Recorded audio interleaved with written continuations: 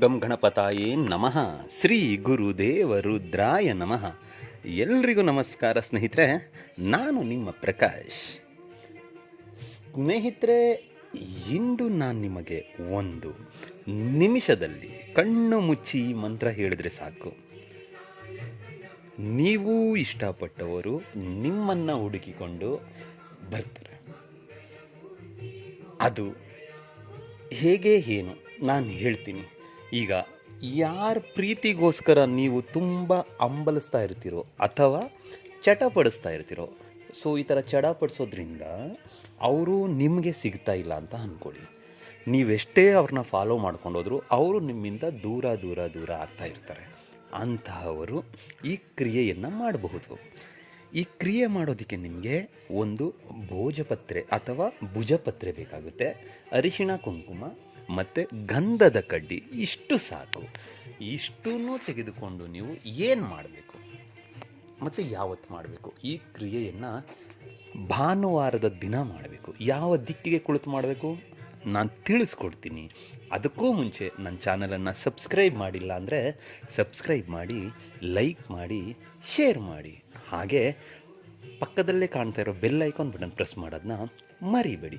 ಹೇಗೆ ಅಂತ ಹೇಳಿದರೆ, ಈ ನಿಮ್ಮ ಕಾಳಿ ಭಗವತಿ ವಶೀಕರಣ ಚಾನಲಿಂದ ಇದೇ ರೀತಿಯ ತುಂಬ ವಿಡಿಯೋಗಳನ್ನು ಅಪ್ಲೋಡ್ ಮಾಡ್ತೀನಿ. ಸೊ ಅದು ನಿಮಗೆ ಬೇಗ ಬಂದು ಸೇರುತ್ತೆ.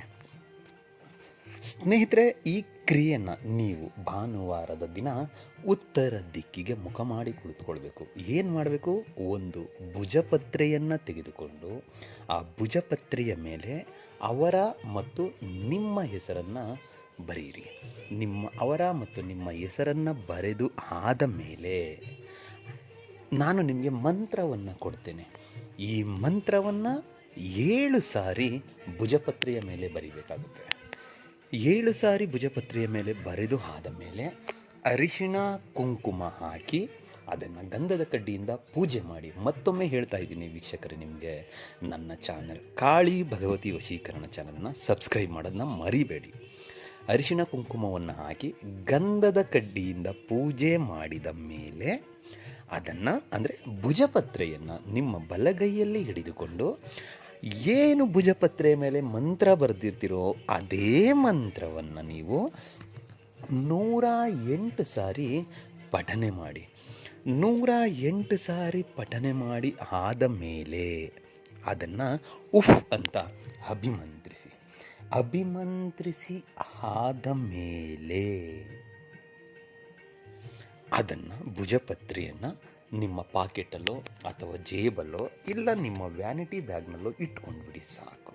ಈ ಕ್ರಿಯೆಯನ್ನು ನೀವು ಮನೆಯಲ್ಲೇ ಮಾಡ್ಬೋದು ಸ್ನೇಹಿತರೆ, ಹೊರಗಡೆ ಹೋಗೋ ಅವಶ್ಯಕತೆ ಇರೋದಿಲ್ಲ.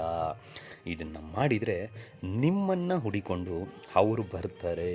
ಅಷ್ಟು ಶಕ್ತಿಶಾಲಿ ಇದೆ ಈ ಮಂತ್ರಕ್ಕೆ. ಮಂತ್ರ ಓಂ ಕ್ಲೀಂ ಕೃಷ್ಣಾಯ ನಮಃ. ಮಂತ್ರ ಇನ್ನೊಮ್ಮೆ ಹೇಳ್ತೀನಿ ನೋಡಿ ಸ್ನೇಹಿತರೆ, ಓಂ ಕ್ಲೀಂ ಕೃಷ್ಣಾಯ ನಮಃ. ಇಷ್ಟನ್ನು ಮಾಡಿ ಖಂಡಿತ ನಿಮಗೆ ರಿಸಲ್ಟ್ ಸಿಗುತ್ತೆ.